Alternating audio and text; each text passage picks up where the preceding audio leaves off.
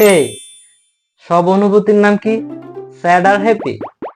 তাহলে চলো নিজের একঘেয়েমি ভেঙে নতুন শব্দে নিজের আবেগকে খুঁজি।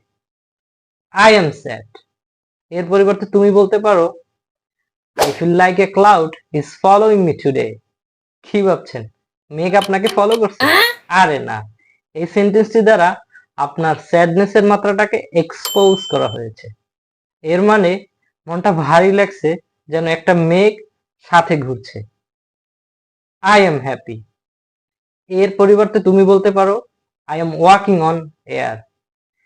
কি চিন্তা করছো, তুমি হাওয়ায় হাঁটছো? আরে না, এর মানে হচ্ছে মনটা এতটাই খুশি যেন হাওয়ায় ভাসছে। ধন্যবাদ সবাইকে। আর যারা আমার ভিডিওটা নিয়মিত দেখো তাদের প্রতি চিরকৃতজ্ঞ। মন থেকে দোয়া রইল, পাশে থাকবে।